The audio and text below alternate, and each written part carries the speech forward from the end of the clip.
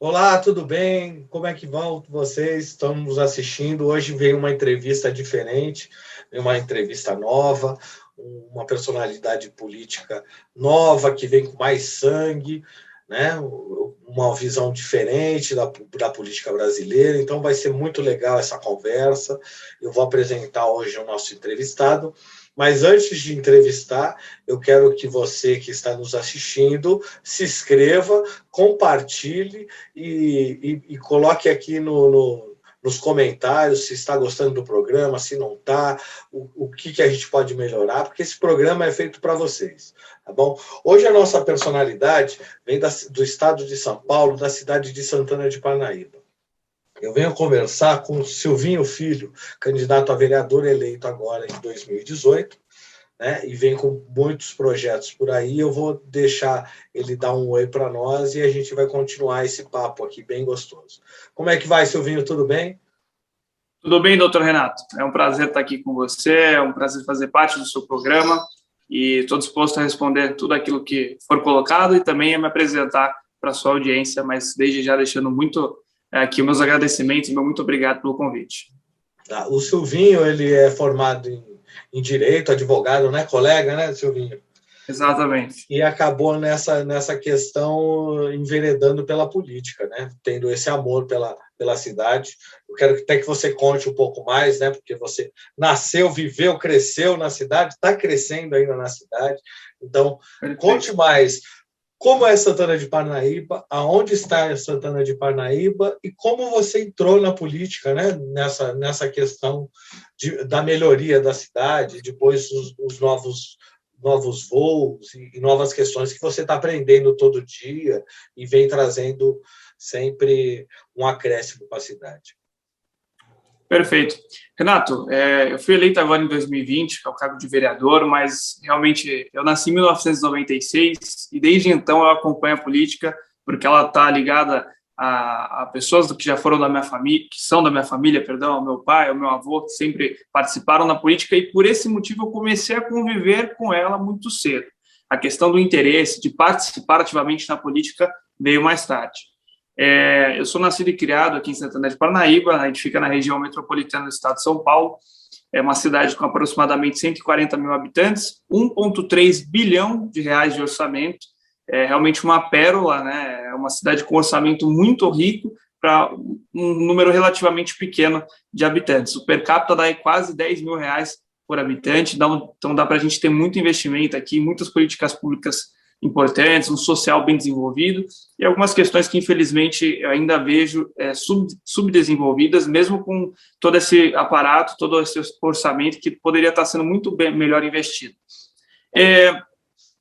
Eu cresci no meio realmente de uma política tradicional, aquele olho no olho, boca a boca, aquela questão bem de comunidade mesmo. Isso é muito importante, porque essa é uma parte intrínseca da política que vai durar para sempre, isso sempre vai existir. Então, eu aprendi isso desde muito novo, ver a população, ver os problemas, ver o lado bom da política, o lado ruim também, e fui crescendo. Me formei no ensino fundamental, fui fazer ensino médio, e aí fui fazer faculdade já em São Paulo, saí um pouco da caixinha, sempre trabalhei desde o início da faculdade, fiz estágio em grandes escritórios, entrei no Demarest nos primeiros anos da faculdade, primeiro, segundo ano da faculdade, né, uma seletiva muito difícil, você que é advogado conhece com certeza, outros grandes escritórios, e aí entrei de cabeça no mercado privado, e lá foi o meu foco durante bons anos. Me formei, me tornei sócio de um escritório de advocacia, e a partir desse momento ali, quando eu estava para me formar, começou um debate muito grande político no Brasil, que foi justamente a queda da presidente Dilma, a entrada do Temer, toda a crise política que nós tivemos no país durante algum tempo, manifestações que não paravam, e nesse momento surgiu a necessidade da chamada nova política. Sim. É um termo que eu não concordo, hoje a gente explica que existe má e boa política, o que existe, na verdade, é uma nova e velha forma de comunicação, e a forma como você é responsivo, que é um termo da gestão pública, inclusive do meu mestrado em gestão pública, que você é com a sociedade, como você se apresenta em relação àquilo que você propõe e também a forma de se comunicar, como eu disse. Então, eu vi a necessidade do surgimento de uma nova visão de mundo na política, e é algo que certamente só viria com novas mentes. principalmente com o público jovem, não necessariamente de idade, mas que tivesse uma visão de mundo mais moderna, inovadora. Então, eu falei, eu posso atrelar a política do olho no olho, a comunitária, aquela coisa mais particular, mais intrínseca, mais próxima, vamos dizer assim, à questão da comunicação e de uma nova ética e moral que são exigidas pela sociedade. A ética e a moral, aliás... Você veio numa ruptura, né? Se você pensar isso, exato, analisando hoje, você veio numa ruptura, né?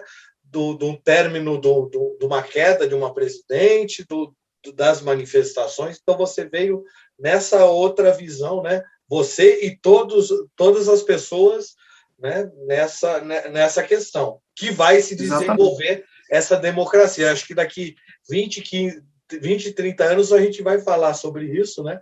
Alguns entrevistados nossos falam da questão de algumas entrevistas anteriores, quando teve a ruptura do sistema militar para o sistema democrático. E você vem por uma nova questão política, né? Que tem aquela questão de você escutar os munícipes, né? De bater na porta na Dona Maria, do seu José, de conhecer, e essa outra visão. Então, conte mais essa outra visão, que quem está assistindo deve estar muito interessado nesse outro ponto de vista. É isso, porque a política, assim como a ética e a moral, é uma construção constante. Então, ela é totalmente mutável, flexível, e ela vai se mudando de acordo com os anos, meses e gerações. Isso vai, de fato, fazendo com que a gente consiga evoluir, né? Isso é necessário para que a democracia consiga evoluir. Deixa eu lhe fazer uma pergunta que acho que o pessoal deve estar interessado nessa questão, nesse ponto de vista.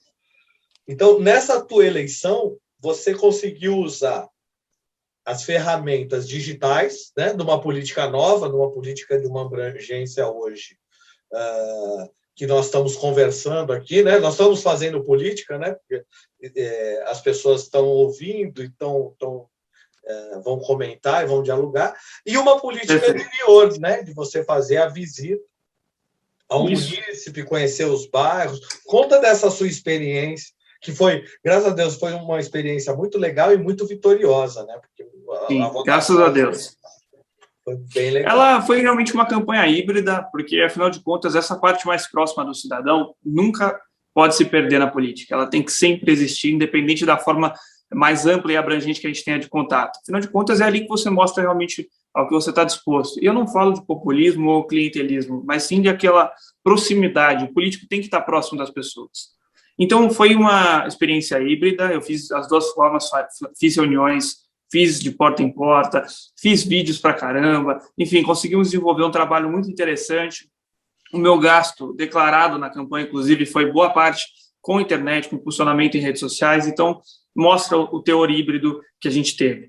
E foi uma votação realmente muito alta, em termos de vereador novo, eu fui o mais votado em todas o único votado em todas as urnas da cidade, fui segundo na colocação geral, então foi realmente uma votação muito expressiva, muito forte. Você acha que esse trabalho na internet, né, esse trabalho de divulgação, conseguiu ter uma votação em cada urna, você conseguiu ter um voto lá? Porque é muito perfeito, difícil, né, para quem não conhece, que a gente está conversando, uma campanha vereadora, é muito difícil você ter votos em todas as urnas, né? Então, escuto até nós, porque o pessoal que está assistindo, né, para a gente dar essas diferenças.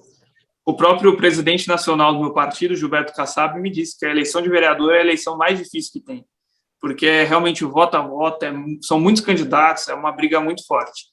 Mas então foi justamente nessa abordagem híbrida que a gente chegou. Mas voltando um pouquinho na história que a gente estava fazendo, no meu histórico para chegar até a eleição, eu vi esse momento de necessidade na política nova, realmente uma mentalidade nova, e aí comecei a me engajar.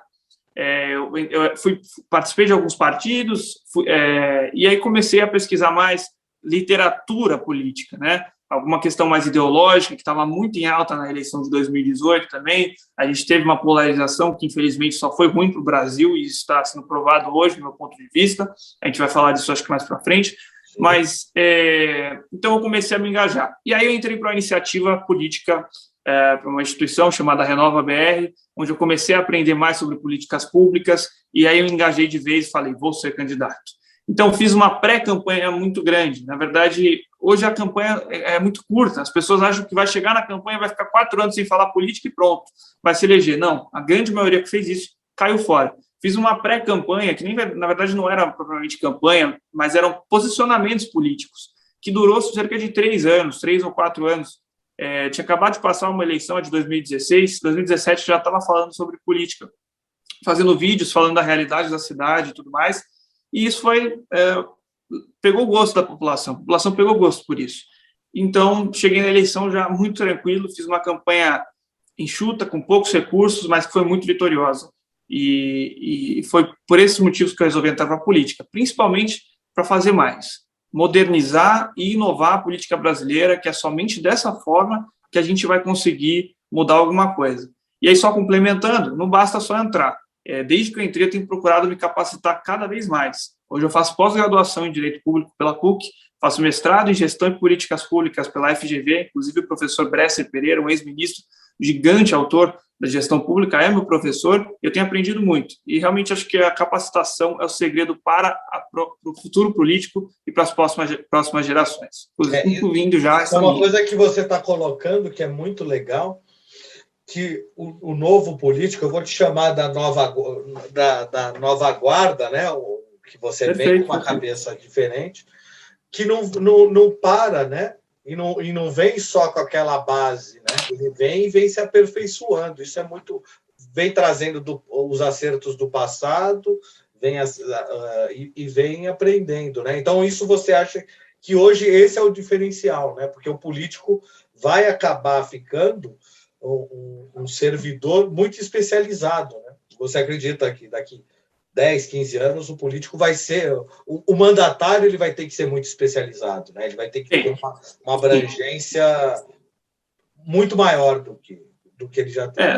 Nós estamos, inclusive, como o próprio Bresser Pereira, ex-ministro do MARI, do Fernando Henrique Cardoso, a gente está caminhando para uma fase gerencialista, vamos dizer assim, onde a classe gerencial, que é o quê? Os técnicos, né? Tecno-burocratas ou classe gerencial profissional, que são aqueles realmente capacitados, que estudaram para tanto e sabem ser práticos e principalmente eficazes naquilo que fazem, que vão tomar as rédeas do país, né? A gente tem caminhado para isso, né? Passou do período rentista financeiro e está caminhando para essa questão, principalmente aí com a passada do período neoliberal, que a gente, enfim, questões, nomenclaturas ideológicas, mas acho que está indo mais para realmente a questão da capacitação de pessoas que mostram saber mais. Porque, infelizmente, quando você elege um político pouco capaz, a gente cria um ciclo vicioso. Quem vota nesse político é, infelizmente, quem tem baixa instrução. Sim. E aí ele não vai querer que essa pessoa consiga ter uma educação suficiente para que ele continue sendo eleito. Aí você cria um ciclo vicioso das pessoas que continuam elegendo maus políticos e o Brasil não desenvolve. E ele encerra os projetos, né? Porque se você não tiver projeto, você não tem uma abrangência, né? Ele encerra os projetos.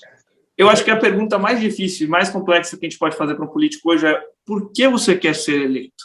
E hoje é muito fácil você entender aquela narrativa populista, a narrativa clientelista e falsa, daquela que realmente é de uma pessoa capacitada e quer oferecer o bem. Como eu disse, eu venho do setor privado. Eu, de fato, não preciso de política para viver. Eu tenho salário, honorários, questões do escritório de advocacia, mas quis entrar para a política realmente para fazer a diferença. E posso falar para você, eu sou advogado por profissão, político por atividade, mas é essa a minha paixão. Sim, e você vem se aperfeiçoando na gestão, vem escutando o ministro Bresser Pereira, que, se Deus quiser, ele vem para o programa. Já nós trouxemos o doutor Almir Pazianotto, que é da mesma época, né? O doutor Almir Pazianotto. Conte comigo para auxiliar nisso. Ministro do Trabalho, deu aqui uma aula também de história, foi muito interessante. Legal. Me conte agora de Santana de Parnaíba. O que tem de bom em Santana de Parnaíba, né?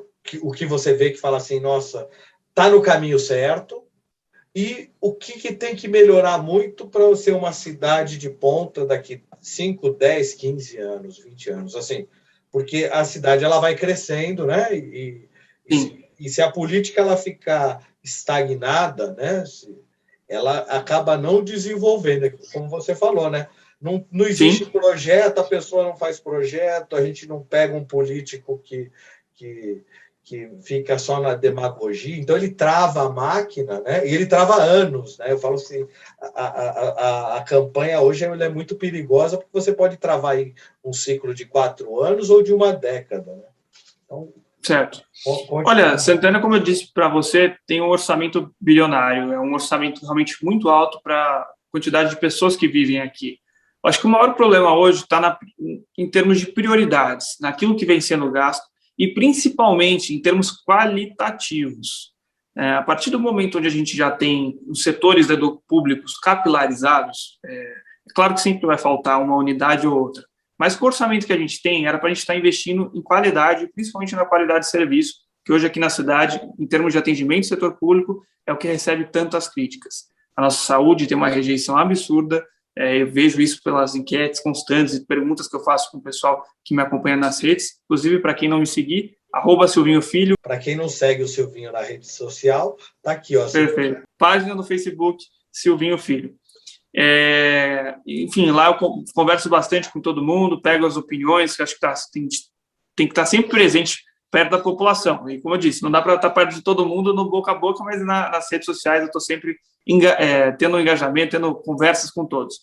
Então, a gente percebe aí um problema qualitativo na cidade, uma questão mais que deveríamos ter um serviço mais humanizado, um atendimento mais próximo do cidadão. E, infelizmente, a gente não tem tido isso nos dias de hoje, mesmo com todo esse orçamento. E até por isso que eu sou oposição à cidade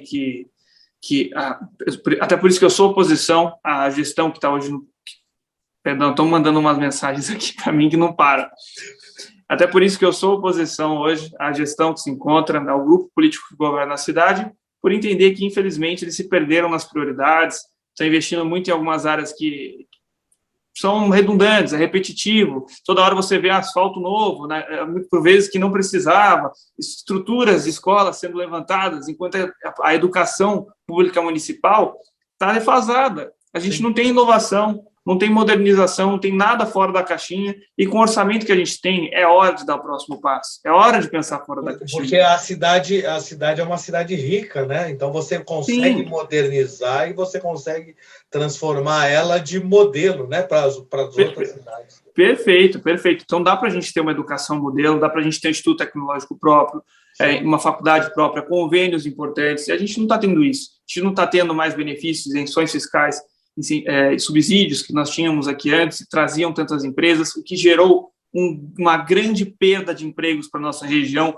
Hoje, Santana de Parnaíba, inclusive, segundo o CAGED, é uma das cidades, é a única cidade, até o mês passado, se eu não me engano, que tinha o saldo negativo de empregos, mesmo durante o período de pandemia. Vão falar, mas questão da pandemia. Não, as outras cidades ficaram positivas. Parnaíba foi a única cidade negativa, comparando com Osasco, Cajamar, Pirapora, Barueri, cidades da região. Ela não está conseguindo desenvolver, né? Não está conseguindo. A gente tem uma grande dificuldade aqui, que é a questão da logística. A gente não está próximo de nenhuma estrada ali diretamente, com exceção da Castelo Branco, que a gente entra no quilômetro 44, lá pelo Cururuquara, a gente não tem uma ligação direta com algumas rodovias, como é o caso do Cajamar, por exemplo, que é a nossa vizinha, e está numa situação estratégica ali, e até por isso tem crescido tanto, daqui a pouco, da forma como está, vai ultrapassar a gente, se a gente não tiver uma gestão mais equilibrada e que fique de olho na questão orçamentária. Eu vou até colocar que nós tivemos a entrevista com esse prefeito Ruquico, de Franco da Rocha. E ele coloca essa posição de Cajamar, né? Porque Cajamar está no ciclo das 5 cidades que vai desenvolvendo. Então, você que está assistindo aí, está sendo legal essas entrevistas, elas vão se intercalar, porque são as visões diferentes da cidade. E vai ser muito legal isso que você está contando, dessa questão, né? Que você tem um potencial de Santana, um crescimento assim absurdo, né? Que você está visualizando e você está lutando por isso, como vereador. Perfeito. Então, e é justamente por nós termos essa fragilidade, a gente precisa explorar outras áreas e como fazer isso manter. Sim. Então, eu sei que no passado, inclusive na gestão do ex-prefeito, que por acaso é meu pai, também de 96 a 2012, foram aplicadas políticas com subsídios que trouxeram muitas empresas para a cidade. É por isso que a gente começou a caminhar para o orçamento que chegou no que é hoje. E na época não tinha muito menos estrutura. Então, hoje a gente precisa de novo analisar, ver o que é possível para fazer os empregos girarem aqui. Então, primeiro, atrair as empresas, depois, conceder alguns subsídios, proporcionar as possibilidades das pessoas dessas empresas que vierem, contratarem pessoas daqui, dessa forma não precisam ficar pagando transporte, alimentação excessiva, enfim, acabam pagando, mas as pessoas vão consumir aqui também na cidade. A logística vai ficar menor e a pessoa que mora vai consumir no próprio local. Exato. Vai gerar mais emprego, exatamente. Não, você trazendo a empresa para cá, ela, naturalmente, você capacitando a população, é claro, vai contratar pessoas daqui, não precisa gastar com questões, não perde tempo com viagem, não perde dinheiro também pagando transporte, e para isso, né, em conjunto com isso, a gente tem que capacitar. Como é que você capacita? Oferecendo cursos técnicos, principalmente, também oportunidades de ensino superior. Curso técnico, na minha opinião, a gente tem aqui ETEC, entrando para uma questão mais técnica, a gente tem aqui ETEC, mas as ETECs, elas têm cursos que são passados pelo Estado. Então, por exemplo, elas não exploram a necessidade de cada região. O curso disponível é aquele que o Estado prevê. A gente tem que fazer uma pesquisa, estudos para viabilizar, verificar aquilo que é necessário, quais são as demandas das empresas e aí formar pessoas prontas para isso aqui na cidade. E você vai gerar na cidade a pessoa especialista para aquelas empresas que vão... Basicamente, você cria demanda e oferta. Basicamente, você cria demanda e oferta. E mantém o dinheiro girando aqui. Então, continua aumentando o fluxo de caixa das empresas, enfim, faz as pessoas gastarem o seu dinheiro aqui, receberem aqui também, e dessa forma você vai desenvolvendo. E, principalmente, para a gente conseguir atrair isso, a gente tem que melhorar os setores essenciais. Educação, saúde, segurança, né? A segurança, nós somos tradicionalmente uma cidade segura, mas a educação deixa muito a desejar, e não por culpa dos profissionais, mas por culpa de incentivo, por culpa de modernização. A falta do projeto, né? Que a gente chega nessa questão da falta do projeto. Exato. E a saúde por conta da falta, aí acho que de prioridade dessa administração, que se preocupa mais com estrutura do que propriamente com atendimento com o serviço público. E você vê hoje como vereador que você está numa cidade com potencial de tecnologia e muito grande. A gente tem que se tornar referência, e não é no marketing. Aqui são muito bons no marketing. No marketing, toda hora eu vejo outdoor, Santana sendo colocada como a primeira em tudo, mas quem mora aqui, também as cidades vizinhas sabem que não é bem assim. Sim. A gente tem que analisar e ver como é o serviço público na prática. O mais importante é a pessoa que mora na cidade, ela que vai saber se é bom ou não, né? Sim, que é o exemplo principal dessa questão que foi evidenciado recentemente, é uma situação do bem-estar animal aqui na cidade. Eu tenho divulgado amplamente aqui nas minhas redes sociais casos absurdos. Na UBS Animal, que tinha um cachorro na lama, no frio que a gente passou agora há pouco, temperaturas estavam chegando próximas de zero, né? Os animais na lama, na chuva, na UBS Animal, onde deveriam estar sendo socorridos. E, além disso, o tripé previa a adoção não estava acontecendo. Eles estavam tratando os animais, por vezes, e devolvendo os animais para a rua. E a cidade hoje tem condição de ter um canil, de ter um santuário, seja lá o que for, para pensar realmente animal também é saúde pública. Sim, na melhoria do animal e da comunidade, né? Exatamente. Você quais são você está nesse desafio, né? Hoje já são 2 anos de mandato, né? Não, eu entrei em 2020. 2020, nós estamos em 2020. 8 meses. 8 meses, né? 2020, é verdade. Esse negócio da pandemia a gente se perde, viu? A gente vai ficando velho, a gente vai se perdendo com data. E a pandemia travou, né? O que você espera agora, nesse próximo ano? Eu sei que vai ser uma eleição, e mesmo isso que você está discutindo já, né? No PSD, que você fala que você já está com essa abertura de visão estadual, não só municipal, você não se prende só à visão política municipal, mas uma visão política estadual e nacional. O que você está esperando para 2022? Assim, uma conversa muito aberta, assim, porque política é que nem nuvem, né? A nuvem bate um vento, ela vai para um lado, ela vai para o outro. Sim. Mas a gente começa a ver desenhos, né? Agora. E isso é muito legal, o pessoal que está nos assistindo quer ver a visão de todas as posições. A gente está vivendo um momento, está passando um momento, eu vou dizer passando porque eu acho que ele está em decadência, de polarização. É evidente, você abre qualquer jornal hoje, você vê qualquer pesquisa, Lula e Bolsonaro sempre na briga.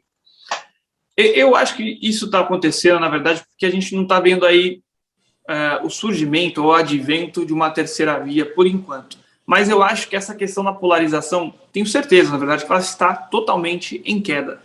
Eu sinto na população, sinto nos movimentos políticos o cansaço da população do ódio que se tornou a política, da situação apolítica que entrou na política, né? Daquilo que onde as divergências falam mais do que as convergências. E é justamente isso que a gente tem que deixar para trás. Isso foi a maior prova de que experimentar situações que claramente não dariam certo, não dão certo. Então, nós, na minha opinião, elegemos um presidente, elegemos um governo federal que deixou muito a desejar em várias partes, principalmente na questão de saúde pública durante o momento da Covid. Aí tem muita gente que fala, mas e se não fosse a Covid? Não tem essa. A realidade é uma só. Aconteceu. Sim. E nós tínhamos oportunidades, somos os principais países a ser vacinados, tivemos muitas questões e acho que o governo não foi bem nesse sentido. Em outras áreas foi bem? Foi bem. Tem erros e acertos, assim como todo mundo. Cada um condena e vê. A pandemia foi uma prova que não se aguentou, né? Na hora na hora que precisava do governo, o governo não se posicionou. Eu acho que não foi quando precisava do governo, mas quando, na verdade, precisava do bom senso, de compreender a situação. A questão dos e-mails da Pfizer foi uma situação, assim, inaceitável. Sobre qualquer cunho político que você tente analisar. Inaceitável. Era para a gente ter saído já. Quantas vidas seriam poupadas com a vacinação adiantada? Infelizmente, enfim, isso aconteceu. Em outras áreas, nós evoluímos. Todo mundo tem acertos e erros, como eu disse. Enquanto alguns preferem demonizar, outros endeusam as figuras, e eu prefiro, na verdade, agir pela parte prática e compreender que pessoas têm erros e acertos, e dessa forma ir para chegar onde eu quero chegar. O outro lado, para mim, representa o retrocesso. Passou. Eu acho que todos tiveram a sua oportunidade, o Lula teve a sua oportunidade, fez um bom mandato, depois caiu, depois teve a Dilma, que infelizmente o Brasil mergulhou numa crise, não vou entrar em termos de por que tudo aconteceu, mas tiveram a oportunidade. Eu acho que é momento de nós entrarmos em convergência. E existe um grande vale entre esses dois precipícios. Vou chamar, são abismos. Existe um grande vale. A população precisa compreender a importância desse equilíbrio, que é a questão do centrismo. E quando eu digo centrismo, eu não estou falando de centrão. O centrão é uma nomenclatura pejorativa que colocaram em um determinado grupo. Existe, de fato, um grupo que só vai por conveniência para a direita ou para a esquerda. Então, só você vê certos ministros aí ou deputados, de acordo com quem ganha, eles balanceiam para lá e para cá, se tornando defensores da ideologia que está no poder no momento e depois mudam de novo. O centro, de verdade, o centrismo, centro-direita, ou centro-esquerda, ou centro, quer dizer a respeito daquelas pessoas que são de fato equilibradas, que através de uma visão multifacetada, que eu chamo de ecletismo, consegue analisar a melhor situação. Horas vai ser um deputado de direita que vai propor um projeto interessante, horas vai ser um de esquerda que vai propor também uma questão interessante. E dessa forma você vota. Quer um exemplo? A situação do canabidiol lá para tratamento de pessoas que possuem algum problema e que comprovadamente ele ajuda. Como é que você vota contra uma situação dessa? E essa foi colocada em tese com uma pauta mais social, uma pauta mais à esquerda. Teve deputado que se diz conservador e não votou contra. Isso é um absurdo. Você não pode colocar o seu poder de opinião acima do sofrimento de alguém. E acima da benesse para a sociedade, né? Porque... Exato. E em relação ao outro ponto, situações por exemplo, estatais que ficaram para trás. Não tem como você falar que você é a favor do estatismo demasiado. Isso não funciona, a gente sabe. Você pode ser, no máximo, desenvolvimentista. Agora, falar uma empresa que dá totalmente prejuízo, que realmente está só muitos cargos públicos, muita ineficiência, situações rígidas de emprego, tal, essas coisas precisam cair. Então, colocam essa como uma pauta de direita, mas não é pauta de direita. Acaba sendo, mas assim, Então, se você vota por realmente necessidade, entender que aquilo é necessário... Você não deixar ideologia, você... né? Você deixar o bom projeto tem que ser votado por todos Exatamente. os lados. Você ser de um extremo ao outro é você abrir um olho e fechar o outro. Você não consegue ter a visão ampla de tudo aquilo que está acontecendo. E dessa forma, então, você consegue evoluir. Um exemplo prático agora, Tabata Amaral, uma deputada de centro-esquerda. Ela votou a favor da Previdência e foi escancalhada no partido dela. E, assim, a reforma da Previdência era necessária. Não estou falando da forma como ela passou exatamente, afinal de contas tiveram vários problemas, mas a reforma da Previdência precisava ocorrer. Sim. E é isso. Como outras reformas têm que ocorrer, né? Porque você está conversando como advogados aqui, né? Você tem uma Constituição de 1988, né? Então você tem todo esse tempo, né? 88 não existia nem a internet, eu falo assim. O mundo mudou muito rápido de 88. Então você tem hoje que fazer reformas de todos os pontos de vista, não só uma reforma. Perfeito. Deixa eu perguntar, então, nessa questão de 2023, você acredita que pode haver um novo grupo, né? Um novo grupo que venha a união do país, né?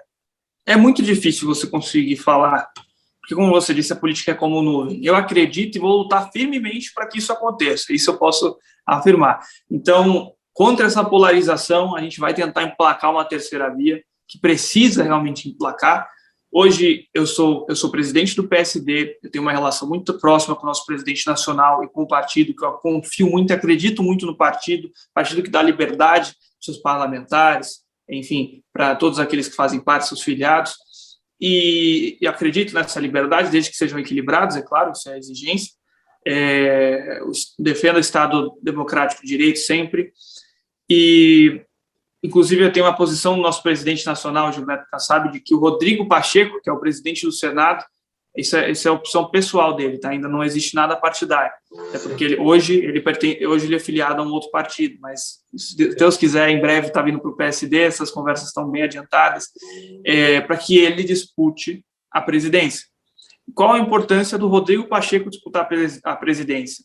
Ele possui um cargo, ele possui uma figura importantíssima nesse momento, em termos democráticos brasileiros, em termos de instituição. Ele é o chefe da instituição mais poderosa, do meu ponto de vista, que é o Poder Legislativo como um todo. Sim. Ele é chefe hoje do Congresso Nacional, além de ser presidente do Senado. Ele é presidente do Senado e do Congresso Nacional.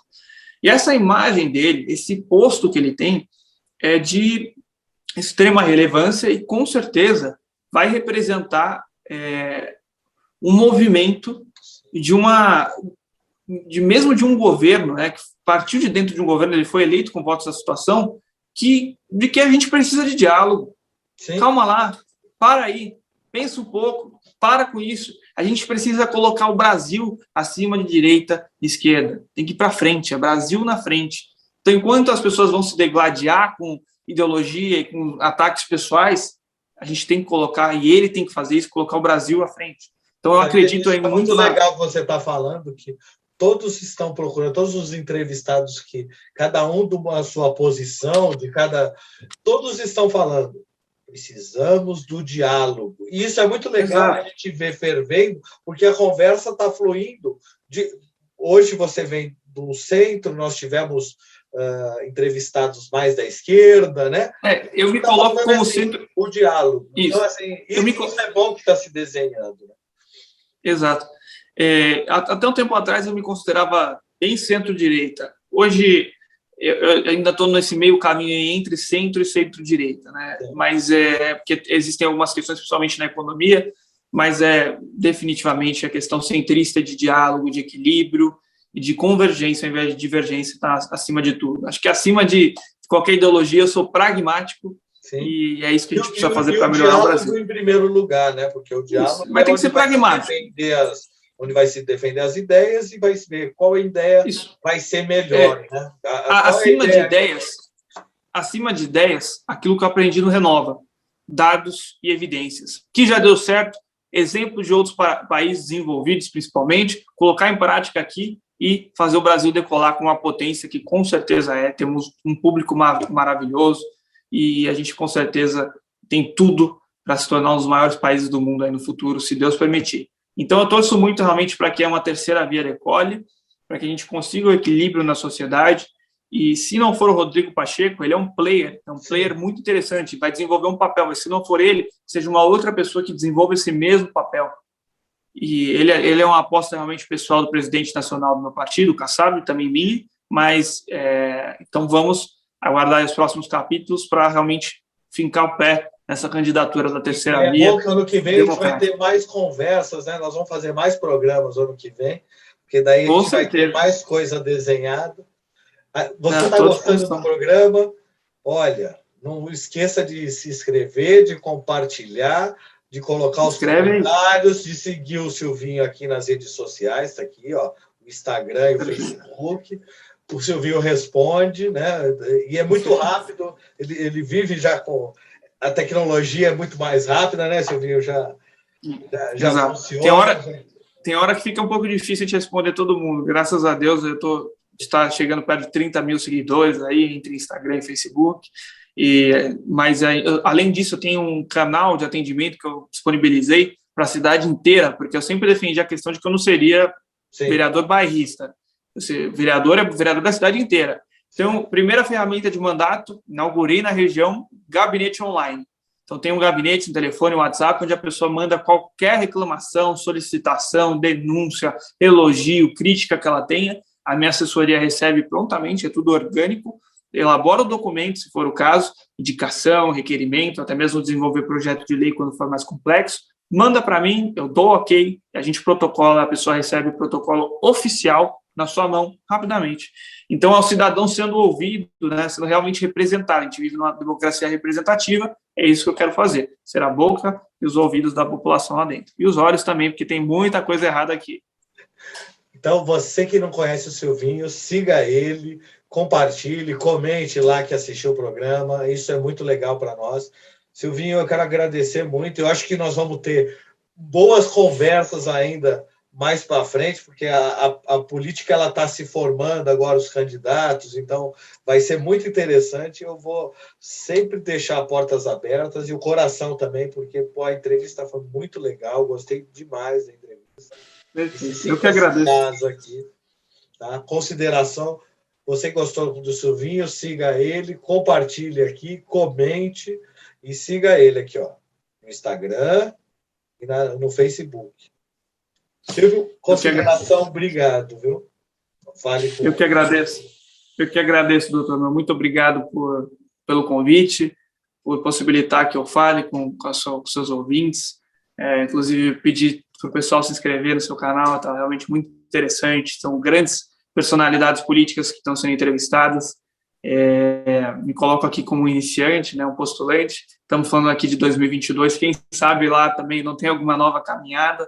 Futuro a Deus pertence, e o que eu quero é realmente conseguir impactar positivamente cada vez mais pessoas do nosso estado, São Paulo, do Brasil, e seguir trabalhando com muita firmeza, sabendo de onde eu vim, mas principalmente sabendo também onde quero chegar. E o principal é colocar o Brasil à frente de qualquer ideologia, de direita, de esquerda, não, à frente. Muito obrigado e fiquem com Deus. Silvio, obrigado. Eu me sinto muito realizado com a sua entrevista. É muito bom ver que a política está se mudando, está se modificando e que vem gente nova, com sangue novo e com ideias novas, porque todo mundo ganha. Com ideia nova, todo mundo ganha. Então, isso é muito legal. Me sinto muito feliz. Obrigado. Obrigado, Renato. Você que nos assistiu, compartilhe e curta. Até a semana que vem.